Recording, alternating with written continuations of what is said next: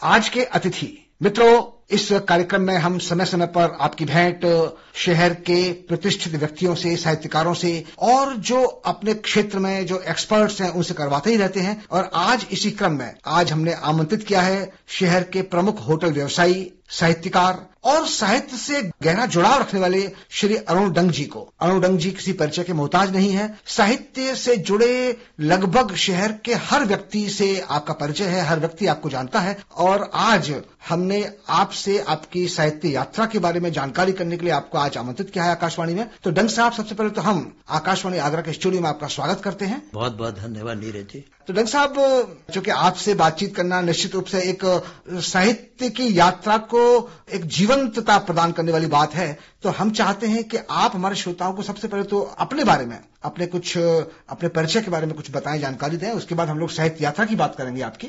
देखिए नीरज जी, हर शख्स की शख्सियत इस बात पर निर्भर करती है कि उसका मूल क्या है, उसकी पृष्ठभूमि क्या है। व्यक्तित्व के विकास के अंदर ये चीज अपने आप में बहुत महत्वपूर्ण होती है कि जिससे वो सिंचित हुआ है उसकी जड़ें कहाँ पर है जी। अगर मैं पीछे मुड़ के देखता हूँ तो हम देश के विभाजन या देश की स्वतंत्रता के पश्चात में आगरा में आए जी। आज लगभग 75 साल हम लोगों को हो गए यहाँ पे जी। लेकिन मूल रूप जो हमारा था कहीं न कहीं आज भी हमारे अंदर है। और मूलतः जहाँ हम थे वो एक बहुत ही छोटी टाउनशिप थी जिसका नाम सांगला हिल था। सांगला एक कबीले का नाम था और हिल एक पहाड़ी का। ये एक ऐतिहासिक जगह थी, छोटा टाउनशिप था लेकिन ऐतिहासिक जगह थी। अलेक्जेंडर सिकंदर ने जो आखिरी कैंपिंग की अपनी भारत के अंदर वो इसी स्थान पे की थी। अच्छा। और दूसरी चीज ये थी कि ये जो जगह थी ये अपने आप में एक अहम मुकाम रखती है कई नजरिए से, क्योंकि जितने भी सूफी संत नामवर हुए, इतना ही नहीं देश के लिए मर मिटने का जज्बा लिए इनकलाबी हुए, ये भी निकटवर्ती क्षेत्र के थे। अच्छा। निकटवर्ती क्षेत्र में ही गुरु नानक देव जी की जन्मभूमि नानकाना साहब है जी। और उसी से जुड़ा हुआ प्रेम के गीत सुनाने वाला, जिंदगी में प्रेम का रस घोल देने वाला वारिस शाह है। क्या बात है। जिसने कि हीर को रांझा दी और रांझे को हीर दी। क्या बात है, क्या बात है, क्या बात है। उसके साथ में जिंदगी के दार्शनिक पक्ष को प्रेममय कर देने वाला बुल्ले शाह भी यहीं पर थे। अच्छा अच्छा अच्छा। और भगत सिंह की जो गांव था बांगा, वो भी 100 किलोमीटर के दायरे में ही था। निश्चित रूप से एक बहुत ही महत्वपूर्ण स्थान है। मैं बताऊं, इन सबका प्रभाव पड़ा, पिता के ऊपर पड़ा और पिता के भाइयों पे, बच्चों के ऊपर पड़ा। निश्चित रूप से जो परिवार में जो प्रभाव पड़ा वो संस्कार तो आने ही थे और वो संस्कार आपके अंदर आज भी जीवित हैं, हम लोग महसूस कर सकते हैं। जी दुरुस्त फरमाया आपने। और उसके बाद में जब हम यहाँ आए तो इस चीज को भी लेके आए और देश की आजादी के बाद अपने परिवार में जो पहला पैदा होने वाला बच्चा था वो मैं था।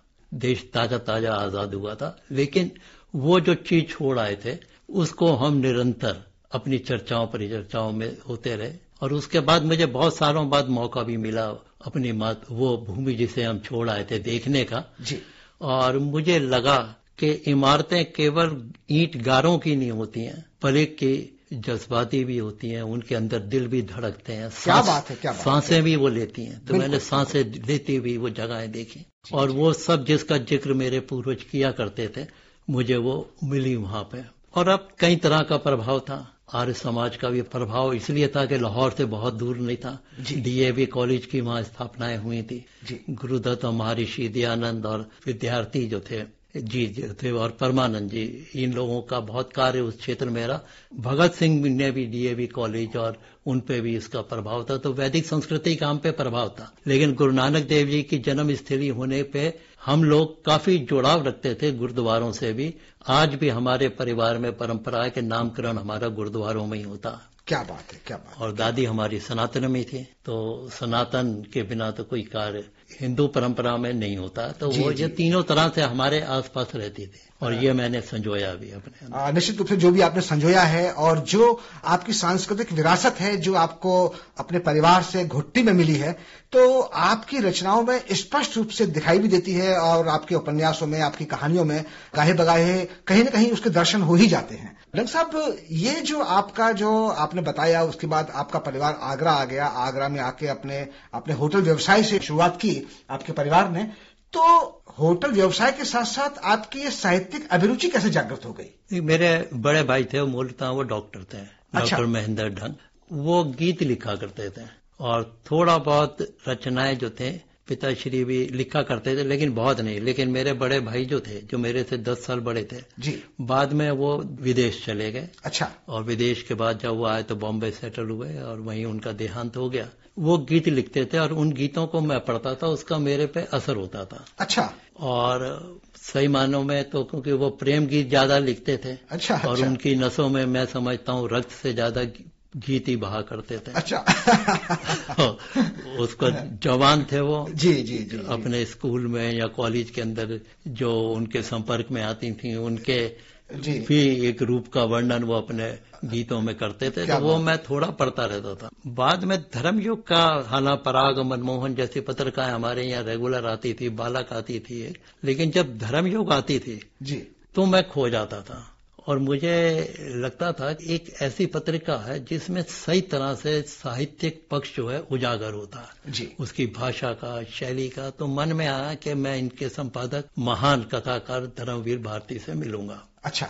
और आगरे के 2 व्यक्ति बाद में जो यहाँ के बहुत बड़े जर्नलिस्ट थे, उदयन शर्मा और राजकुमार सिंह, ये धर्मयुग में कार्यरत हो गए। तो मेरा बॉम्बे जाना हुआ तो उन्होंने धर्मवीर भारती जी से मेरा परिचय कराया। तो उन्होंने कहा ये कहानियां भी लिख रहे हैं। तो उन्होंने कुछ कहानियां मांगी और उसमें एक कहानी 0 + -0 = 0, क्या बात है, इस शीर्षक से कहानी जो थी उन्होंने प्रकाशित की। अच्छा। उस दिन मैंने घोषित किया कि मेरे जीवन का ये स्वर्णिम क्षण है, क्योंकि मेरे स्वप्न में था कि क्या किसी दिन मैं भी धर्मयुग में छपूंगा। क्या बात है। और उसके बाद में सही मानिएगा नीरज जी के कई दिन तक मैं सोया नहीं। खुशी के बाद मेरे को अंदर कोई ना कोई चीज गुदगुदाती रही। क्या बात है, क्या बात है।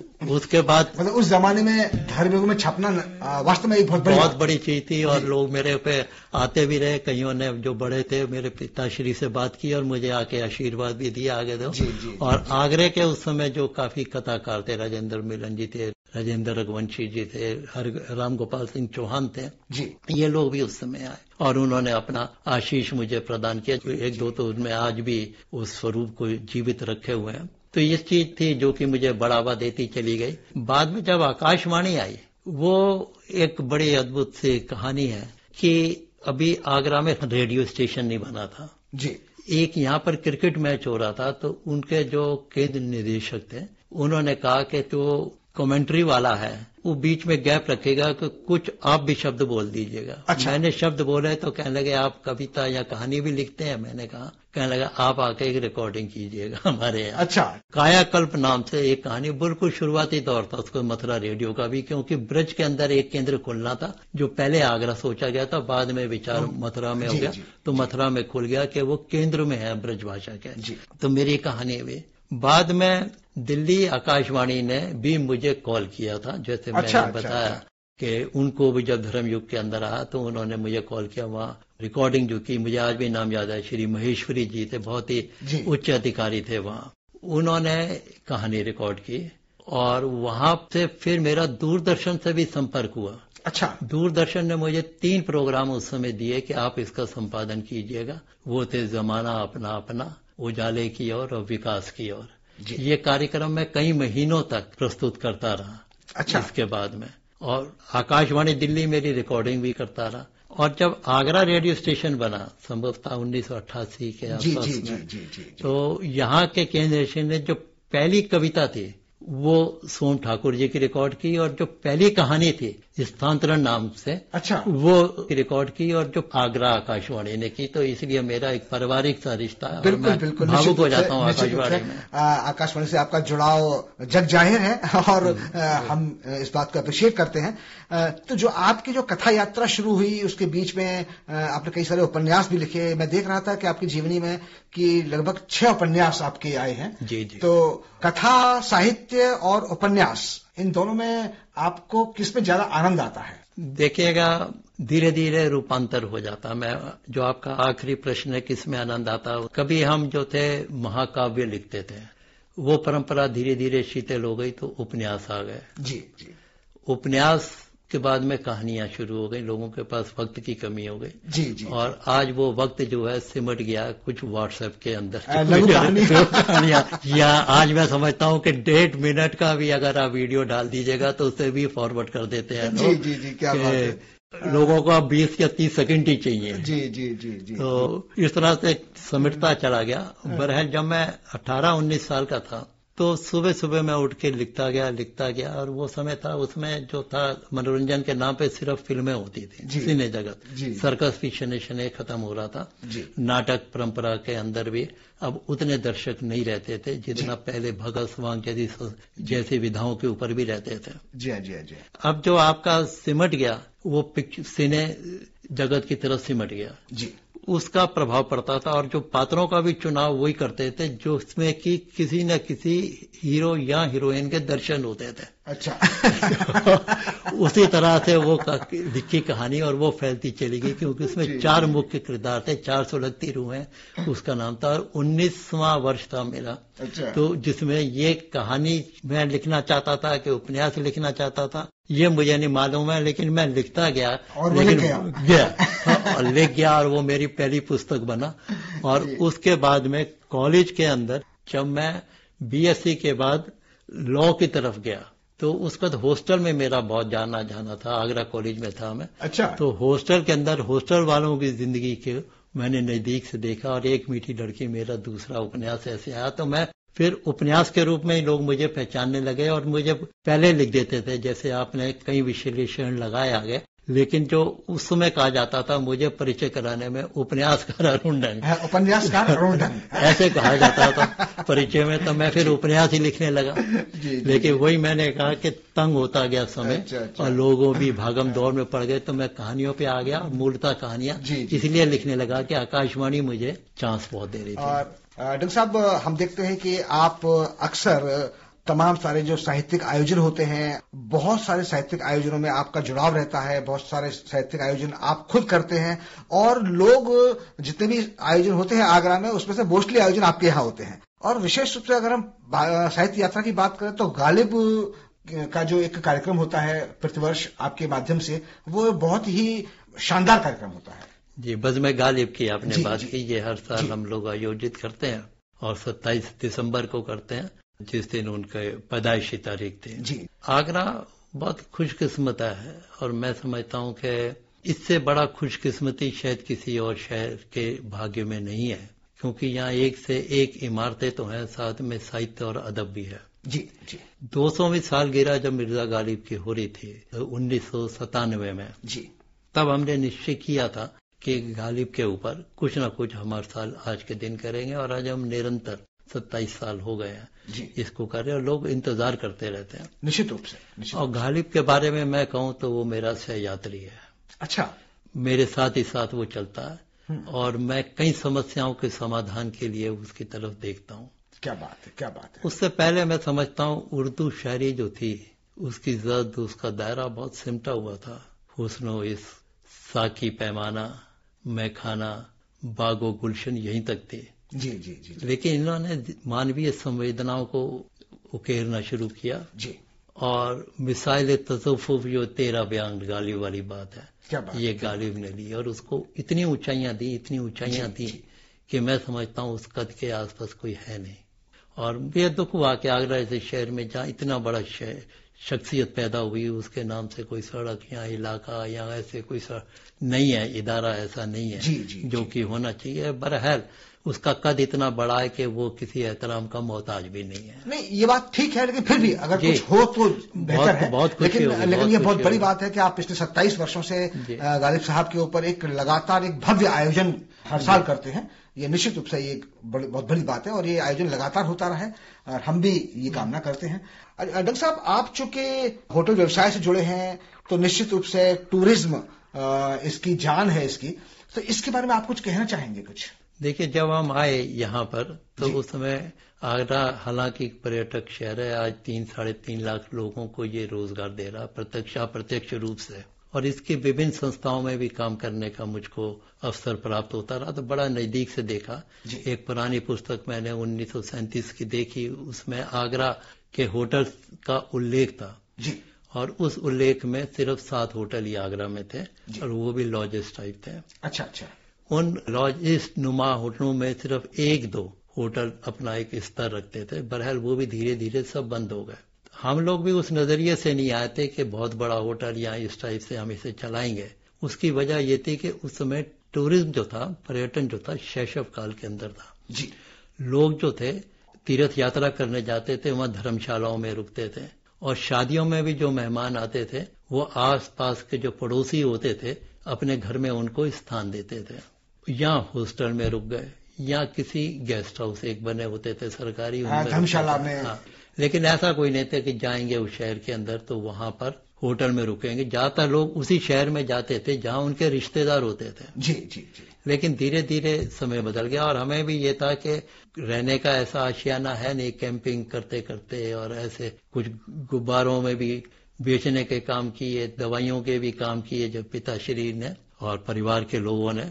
लेकिन ये जगह जब हम पहुंचे मौजूदा होटल के अंदर तो हमें यह था कि वहां 12 कमरे थे, एक सोडा फैक्ट्री थी। उस 12 कमरों में 2-3 कमरों में हम रुकेंगे और 2-4 कमरों को किराए पे देके रोटी रोजी चलती रहेगी। लेकिन धीरे धीरे धीरे पर्यटन की पहचान हुई, बड़ा हम भी बढ़ते गए।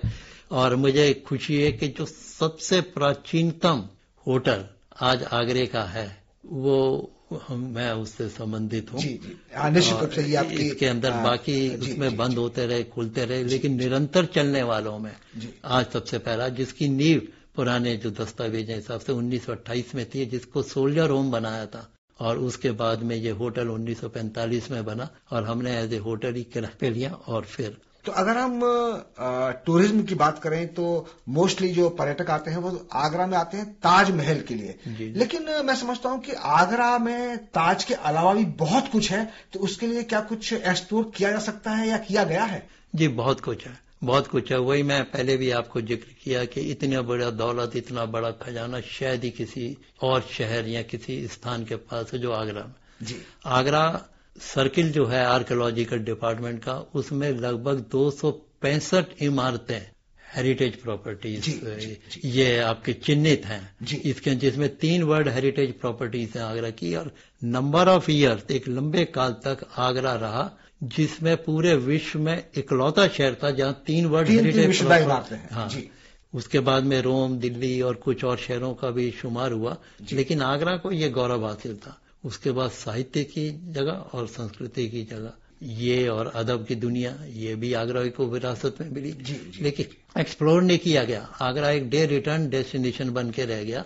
इसमें 75 से 80% तक डे रिटर्न है। इससे बड़ा दुर्भाग्य क्या हो सकता, जबकि हर चौथा भारत में आने वाला पर्यटक मुख्यतः आगरा के लिए आता। निश्चित रूप से, और आगरा स्टे करे, आगरा की हम और चीजों को दिखा सकें, उनको यहाँ के इतिहास से रूबरू करा सकें, इसके लिए बीच में शायद कुछ एक चर्चा चली थी कि आगरा को हेरिटेज सिटी बनाने की बात कुछ, तो इस बारे में क्या हुआ डॉक्टर? देखिए, हेरिटेज सिटी के लिए कोई बहुत बड़ा कदम उठाया नहीं गया, ये घोषणा मात्र हुई। और हेरिटेज सिटी को देखने का सौभाग्य मुझे भी प्राप्त हुआ। मैं थोड़े दिन पहले मध्य एशिया में गया, सिर्फ इसलिए गया कि आगरा जो है और देश जिसमें शक, कुषाण, हूण वहां से आए, इतना ही नहीं, मुगल वहां से आए, अमीर खुसरो के पूर्वज वहां से आए, मिर्जा गालिब के पूर्वज वहां से आए। ये देखने के लिए गया। और वहां उज्बेकिस्तान के अंदर जो समरकंद और बुखारा है, उसमें ये मैंने हेरिटेज सिटी देखे कि उनको जो डेवलप किया गया। और वो मैंने पुस्तक भी लिखी है उस यात्रा पे, उसमें मैंने लिखा कि आप कहीं भी चले जाइएगा, लेकिन आपको जो ये बुखारा, समरकंद तृप्त करेंगे कोई और शहर नहीं करेगा, क्योंकि उन्होंने अपनी विरासतों को प्रिजर्व किया। आगरा में ये प्रिजर्वेशन चाहिए। हमने आगरा को केवल मात्र ताजमहल से जोड़ दिया। ताजमहल निसंदेह बेजोड़ इमारत है, अद्वितीय है, उसकी कल्पना करना भी दूभर है, कोई और इमारत उसकी समक्ष खड़ी नहीं हो सकती। लेकिन इसमें कई इमारतें, मैं विशेषता नाम लेना चाहूंगा इत्माद-उद-दौला के, ये भी ताज के नाम से। और मैं समझता हूँ ये इमारत का बदकिस्मती है कि ये उस शहर में है जहाँ ताजमहल है। अगर ये किसी और शहर में होती तो वो शहर इसी के नाम से जाना जाता। क्या बात है। लेकिन हमने उसको एक साइड कॉर्नर में कर दिया। और उसके साथ में गांधी स्मृति है, जहाँ गांधी जी 11 दिन रहे और स्वास्थ्य लाभ किया, उसे कोई देखता भी नहीं है। और टोटल आने वाला टूरिस्ट जो है वो 10% के आसपास है जो इत्माद-उद-दौला, सिकंदरा जैसी इमारतों को देखता। बाकी इमारतें जो है उनकी तरफ तो मेरे ख्याल से कोई देख ही नहीं रहा। हाँ, इसके लिए कुछ योजना बनाई जा सकती है, इसके लिए कुछ किया जा सकता है, या नाइट स्टे की कुछ व्यवस्था की जा सकती है, नाइट मार्केट, जो नाइट बाजार है उनकी कुछ कल्पना की जा सकती है। तो इसके लिए आप लोगों की एक संस्था है जो टूरिज्म गिल्ड ऑफ आगरा, तो शायद वो भी बहुत प्रयास करती है, तो इसके लिए क्या कुछ योजनाएं हैं, कुछ ऐसा कुछ? देखिए, आगरे के जितने अग्रणी hotel, restaurant, travel agent, tour operators और गाइड्स हैं, इनको और एम्पोरियम्स को मिला के एक संस्था हमने कही थी, जहां पर कि काफी टूरिस्ट आता है। वो आने काफी जो प्राइम टूरिस्ट आता है आगरे का, तो वो उसके बीच में ये बड़ी महत्वपूर्ण कड़ी थी। एक प्लेटफॉर्म हमने तैयार किया था और उस प्लेटफॉर्म के अंदर ताज महोत्सव जैसे उत्सव की भी एक कल्पना की गई और उसमें सौभाग्य मुझे मिला कि एक काम करने का। उससे पहले यमुनोत्सव भी यहाँ पर हुआ था, जो सांस्कृतिक कार्यक्रमों की श्रृंखला थी, क्योंकि ड्यूरेशन ऑफ स्टे जो प्रवास अवधि है पर्यटकों की गिर रही है, नाइट यहाँ पर बहुत डल है। उसके लिए ताज के ऊपर प्रकाश भी 1992 और 1994 के तहत डाला गया मैसूर लैम्प द्वारा इसके अंदर। और बाद में जब यानी शो हुआ 1999-2000 के पास में, तो भी ताजमहल को अलौकित किया गया। और सही मानिएगा कि वो जो ताजमहल अलौकित किया गया वो अलौकिक था। निश्चित मैं तो उसकी भव्यता सौंदर्य को देखते ही रह गया, लेकिन फिर उसमें कुछ ऐसी रिपोर्ट लिखी कि दोबारा नहीं हो सका। लेकिन वो था कि जब लाइट पड़ती है, कृत्रिम प्रकाश पड़ता है, तो इंसेक्ट्स आते हैं जो मार्बल से टकराते हैं, एसिड बनता है और उससे मार्बल को हानि होती है। ये एक रिपोर्टिंग पे फिर हुआ नहीं। जी। लेकिन आज इतने एडवांस टेक्नोलॉजी हो चुकी है कि उसके लिए ये सब बातें बेईमानी है। उसको नए सिरे से अध्ययन करते हुए नाइट स्टे को बढ़ा के यहाँ के टूरिज्म कुछ किया जा सकता, काफी कुछ किया जा सकता है। डॉक्टर साहब, बीच में आगरा किले के ऊपर जो फोर्ट है वहाँ लाइट एंड साउंड शो हुआ करता था, तो वो भी शायद कुछ वर्षों तक चला, उसके बाद वो बंद हो गया। तो इसको कुछ दोबारा से चालू करवाने की कुछ योजना है ताकि पर्यटक यहाँ उनका एक उत्साह बने, यहाँ रुकने के लिए उनको एक कारण मिले, तो एक अच्छा हो सकता है ये। देखिए, ध्वनि प्रकाश light and sound show programme एक बहुत बड़ी कड़ी थी रात में पर्यटकों को रोकने की और आगरे के इतिहास से रूबरू करा देने की। जी। सही मानिएगा, बहुत समय तक मैं दीवाने आम के पास खड़ा होकर देखा करता था कि इसमें 4 पीढ़ियां जिन्होंने इतनी भव्य इमारत बनाई है मुगलों की, कैसे यहाँ आती होंगी, कैसे दरबार लगाती होंगी, कैसे वहां पर न्याय प्रणाली होती होगी और कैसे प्रशासन व्यवस्था होती होगी, इसकी मैं कल्पना किया करता था। बाद में ताज महोत्सव के अंदर ही मुझे कहा गया कि आप एक ऐसा राइटअप तैयार कीजिएगा जो कि इस सब के ऊपर प्रकाश डालता हो। तो एक मैंने स्क्रिप्ट लिखा और मुझे बताते हुए फख्र होता है कि उसको बाद में रोशन कुमारी जो कथक नृत्य अंगना है काफी प्रसिद्ध, उनकी शिष्या नंदिता पुरी ने शान मुगल दरबार से एक कार्यक्रम वहां प्रस्तुत किया। 2 बार ताज महोत्सव में हुआ और गुलजार ने उसके पर डायलॉग उस स्क्रिप्ट को पढ़ के निःशुल्क लिखे। क्या बात है। और उसकी प्रस्तुति हुई। फिर उसका बेस देखते हुए मैं भी उस टीम के अंदर संबद्ध किया गया सरकार द्वारा, जो लाइट एंड साउंड शो करे थी। इसमें लगातार हम लोगों ने काम किया और उसको बड़ी प्रशंसा मिली। जी। उसको फिर से रिवाइव करने की कोशिश की गई। उसका फिर से नया स्क्रिप्ट है और एक बृहद रूप में है। पहले सिर्फ कहानी कुछ पीढ़ियों की थी और अब जो कहानी है वो फिलहाल ये आगरा किले के पूरे इतिहास की है। जी।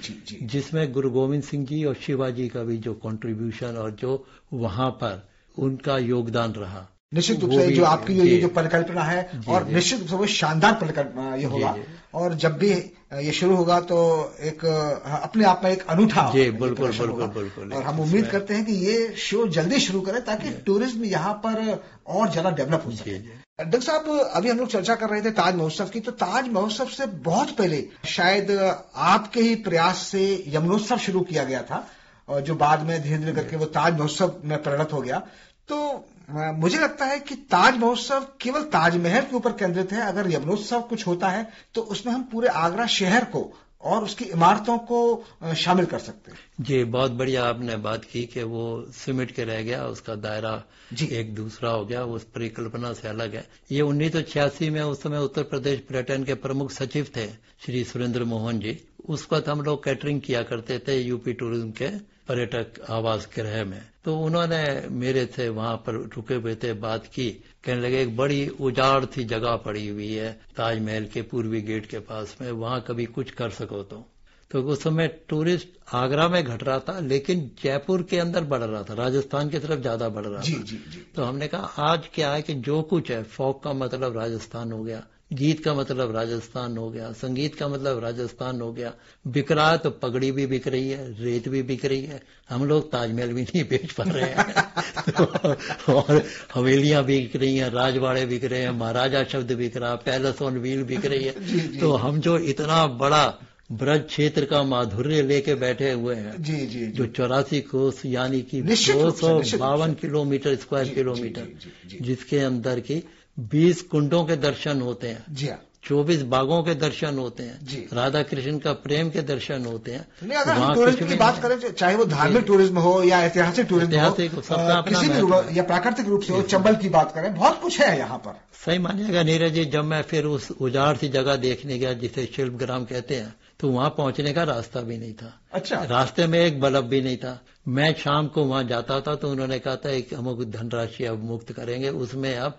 करिएगा, टूरिस्ट विदेशी पर्यटकों को लाइएगा। वो हम लाए। वो टूरिस्ट गिल्ड ऑफ आगरा उस समय एक सशक्त रूप से उभर के सामने आई और लगातार हमने 45 दिन कार्यक्रम किए और हजारों पर्यटकों को हमने वहां पर लाके उस कार्यक्रमों को दिखाया और एक पहचान बनी, और उस पहचान के ऊपर फिर ताज महोत्सव की आधारशिला रखी गई। तो ये इसके अंदर है, जिसके अंदर हम ब्रज के क्षेत्र से भी बड़ा दायरा इसमें कर सकते हैं, विभिन्न व्यंजनों को लेके, विभिन्न इमारतों को लेके, जो अनएक्सप्लोर्ड इमारतें हैं उनको एक्सप्लोर कर सकते हैं। तो यानी कि अभी भी मैं समझता हूं कि इस महोत्सव में बहुत कुछ करने की आवश्यकता है। कला, शिल्प, संस्कृति, खान-पान, मतलब ये सब तो है ही है। इसके अलावा भी हम आगरे का शिल्प भी जो है आपका लेदर का हो गया, टूरिज्म का हो गया, पिस्टन और इसका भी रहा। और एक चीज और थी जो TTZ के वजह से हमारे यहाँ उद्योग उजड़ गए, बेरोजगारी आई। इसमें कंप्यूटर से रिलेटेड भी इसके अंदर रखते हैं। आज 100 किलोमीटर के स्क्वायर किलोमीटर के दायरे के अंदर बहुत बड़ी इंडस्ट्री धुएं वाली नहीं आ सकती है। हालांकि उसके ऊपर भी विवाद रह सकते हैं, कौन है तो कौन नहीं, कोई रेड जोन में आ जाती है। लेकिन हम ऐसी इंडस्ट्री डेवलप कर सकते हैं जिसमें प्रदूषण कम से कम हो या ना हो। कम से कम 2 इंडस्ट्री तो अपना अस्तित्व रखती हैं यहाँ पे। उनको भी हम सही तरीके से बढ़ावा दें और उनकी पीठ के ऊपर हाथ रखें तो काफी है। 5 लाख लोग तो सिर्फ इसी उद्योगों से जुड़े हुए हैं। उसके बाद में बाकी धीरे धीरे टेक्सटाइल यूज, ब्रश इंडस्ट्री आगरे में बड़ी अच्छी उभर रही है। और बाकी भी यहाँ के जो गंज पाड़े मंडियां हैं उनका अपना इतिहास है, उसमें भी अलग अलग विशेषताएं अलग अलग शहरों में होती हैं, यहाँ अलग अलग गलियों में विशेषताएं उनको आगे लाया जा सकता है। पन्नी गली है, उसके बाद में गोकुलपुरा में, वहां जाके मार्बल इनले वर्क का देखे, बड़े पुश्तैनी लोग हैं, बड़ा बेहतरीन कार्य करते हैं। नाई की मंडी है। निश्चित रूप से बहुत कुछ करने की आवश्यकता है और सरकार अपने स्तर पर बहुत कुछ प्रयास कर भी रही है। अब शहर में मेट्रो की बिल्कुल तैयारियां चल रही हैं, जोरों पर तैयारियां, और यहाँ पर जो एयरपोर्ट की बात चल रही है वो भी कुछ उड़ानें यहाँ पर शुरू हो गई हैं। और अगर ये कनेक्टिविटी और ज्यादा बेहतर हो जाए तो निश्चित रूप से टूरिज्म डेवलप होगा, महत्वपूर्ण भूमिका निर्वाह करेगी वो। डॉक्टर साहब, हम लोग चर्चा कर रहे थे आपके इस पूरी यात्रा के बारे में, आपकी साहित्य यात्रा के बारे में हमने चर्चा की। मैं देख रहा था कि आप कविताएं भी लिखते हैं। हम अपने श्रोताओं की ओर से चाहेंगे कि आप अगर कुछ कविताएं अगर सुनाना चाहें तो अच्छा लगेगा आपको भी। देखिए, मैं कुछ क्षणिकाएं या मुक्तक आपके आगे प्रस्तुत करता हूँ। एक जो मुझे काफी प्रिय है। पत्थर ने झूम कर आकाश को चूम कर, पत्थर ने झूम कर आकाश को चूम कर कहा, पत्थर युग फिर आएगा। पत्थर ने झूम कर आकाश को चूम कर कहा, पत्थर युग फिर आएगा, कल युग निश्चित जाएगा। इसका सबूत मेरे पास है, इसका सबूत मेरे पास है। जब मानव लोह था तो कलयुग आया, जब मानव लोह था तो कलयुग आया। अब मानव पत्थर है तो पत्थर युग आएगा, पत्थर ही सितारों से टकराएगा, पत्थर ही सितारों से टकराएगा। क्या बात है, क्या बात है, क्या बात है। दूसरा मैं आपको सुनाना चाहूंगा, वो दूर जो सड़क जाती है, वो दूर जो सड़क जाती है, उसके अंतिम छोर पर जाने की किसी की हस्ती नहीं है। वहां कोई बस्ती नहीं है। कहते हैं वहां प्रेत रहते हैं, किंतु मैं वहां जाऊंगा, रहूंगा, उनका प्रदत्त कष्ट सहूंगा, क्योंकि वो कष्ट उस पीड़ा से तो कम होगा जो मुझको इस छोर के पिशाचों ने दिया है, मेरा लहू तक चूस लिया है। क्या बात है, क्या बात है, क्या बात है। मैं एक अंतिम आप आज्ञा दें तो एक बिल्कुल ताजी ताजी है तो उस कविता को मैं आपके समक्ष रखना चाहूंगा। काल की भट्टी ने तपाया है, काल की भट्टी ने तपाया है, आग से निकल कुंदन बना हूं, विस्तर के आलिंगन लेकर मैं शिला पे घिस चंदन बना हूं, कारागरों की अंधियारों में जन्मा सिलोना यशोदा नंदन बना हूं, करुणा भर व्यात शर समक्ष निरई पक्षियों का क्रंदन बना हूं, आशांत संसार में आश्रय का आंतरिक सुख सर्जन बना हूं, नव जीवन को जागृत करता प्रकृति में गिर कानन बना हूं। क्या बात है, बहुत खूब, बहुत खूब, बहुत खूब।